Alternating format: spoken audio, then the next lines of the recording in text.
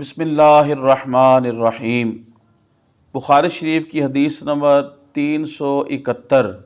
حضرت انس رضی اللہ تعالیٰ عنہ بیان کرتے ہیں، رسول اللہ صلی اللہ علیہ وآلہ وسلم نے خیبر میں جہاد کیا۔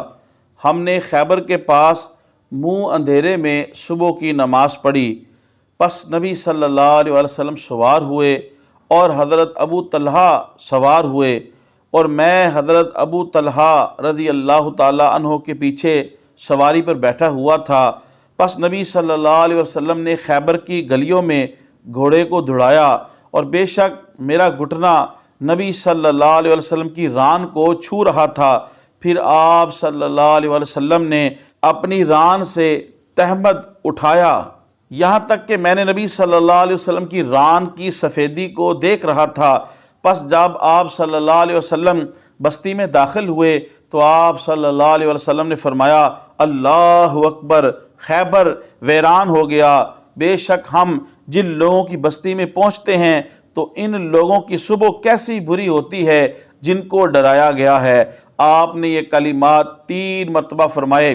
خیبر کے لوگ اپنے کام کے لیے نکلے ہوئے تھے، اور راوی کہتے ہیں ہمارے بعد اصحاب نے کہا، اور خمیس یعنی لشکر، پھر ہم نے جنگ سے خیبر کو فتح کر لیا، پھر قیدیوں کو جمع کیا گیا۔ بس حضرت دحیہ آئے اور کہا، یا رسول اللہ صلی اللہ علیہ وسلم، مجھے قیدیوں میں سے ایک باندی دے دیں۔ آپ صلی اللہ علیہ وسلم نے فرمایا، جاؤ ایک باندی لے لو۔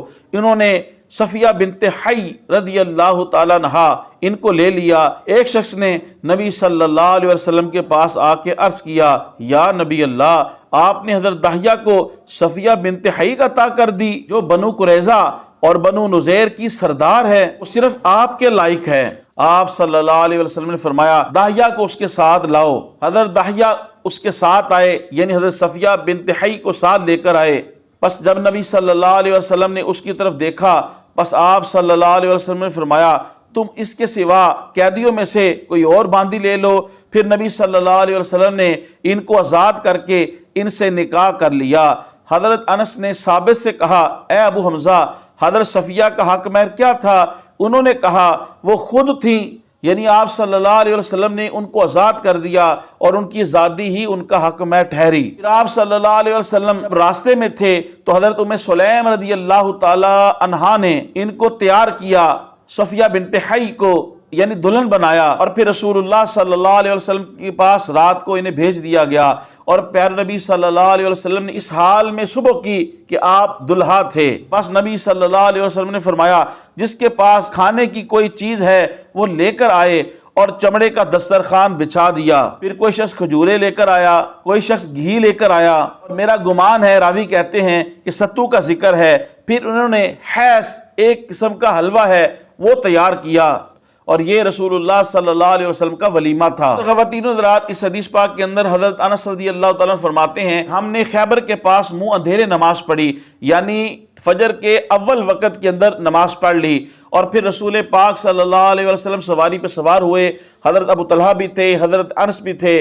حضرت انس رضی اللہ تعالیٰ فرماتے ہیں کہ میرا گھٹنا آپ صلی اللہ علیہ وسلم کی ران کے ساتھ لگ رہا تھا، اور آپ صلی اللہ علیہ وسلم نے اپنی تہمت کو ہٹایا۔ آپ صلی اللہ علیہ وسلم نے قصداً کپڑے کو نہیں ہٹایا، بلکہ آپ گھوڑے پہ سوار تھے، رش اور ہجوم اور ازدحام کی وجہ سے کپڑا ہٹ گیا، یا گھوڑا دوڑاتے ہوئے وہ کپڑا از خود ہٹ گیا، ورنہ ران بھی شرمگاہ کے اندر شامل ہے۔ حضرت جرحت کی روایت ہے جس میں نبی کریم صلی اللہ علیہ وسلم نے حضرت جرحت کی جب ران کھلی ہوئی دیکھی تو آپ صلی اللہ علیہ وسلم نے فرمایا، ران شرمگاہ ہے۔ یہ سنن ترمذی کی روایت ہے۔ اسی طرح آپ صلی اللہ علیہ وسلم کا معمر سے گزر ہوا تو ان کی ران بھی کھلی ہوئی تھی، تو آپ صلی اللہ علیہ وسلم نے معمر کو بھی حکم دیا کہ اپنی ران کو ڈھانپو۔ پھر پیارے نبی صلی اللہ علیہ وسلم جیسی باحیا ہستی جو حیا کا درس دیتی ہے، آپ کے متعلق یہ بات مناسب نہیں۔ اب مناسب یہی ہے، اور آپ کا فرمان بھی ہے، کہ آپ صلی اللہ علیہ وسلم کی ران مبارک سے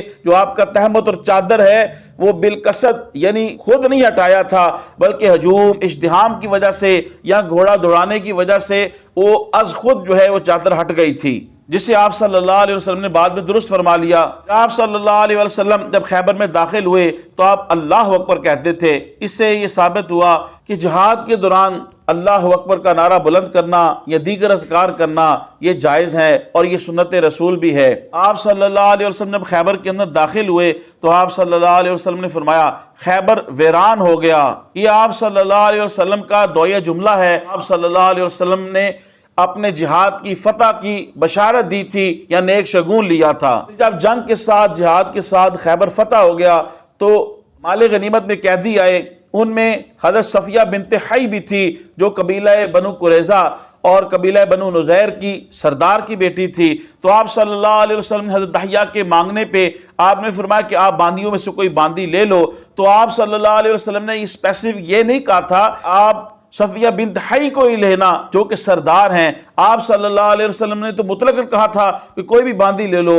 انہوں نے سردار جو تھی حضرت صفیہ بنت حی ان کو لے لیا۔ صحابہ اکرام رضوان اللہ علیہ مجمعین کو یہ ناگوار گزرا کہ حضرت صفیہ بنت حی جیسی سردار خاتون جو ہے وہ حضرت دحیہ کے حق میں آئیں۔ انہوں نے حضور کی بارگاہ میں عرض کیا کہ آپ ہمارے پیغمبر ہیں، سپہ سالار ہیں، یہ آپ ہی کے لائق اور مناسب ہے کہ آپ ان سے نکاح فرمائیں۔ چنانچہ حضرت صفیہ بنت حی سے حضور صلی اللہ علیہ وسلم نے خود نکاح فرمایا اور ان کو آزاد کر دیا، اور حضرت دحیہ بن کلبی کو صفیہ بنت حی کے عوض میں 7 نفوس عطا کیے۔ یہ اعتراض کہ ہبہ کر کے چیز واپس نہیں لینی چاہیے، تو اس کے محدثین نے جواب لکھے۔ اس کا ایک تو جواب یہ ہے کہ آپ بمنزل والد تھے اور والد اپنی اولاد کو کوئی چیز ہبہ کر کے واپس لے سکتا ہے۔ دوسرا یہ ہے کہ جب کوئی چیز ہبہ کر دی جائے اور اس کا عوض دے کے واپس لی جائے تو پھر جائز ہے، اور پھر جس کو چیز ہبہ کی جائے وہ خود خوشی کے ساتھ کوئی چیز واپس کر دے تو اس میں بھی کوئی اعتراض نہیں۔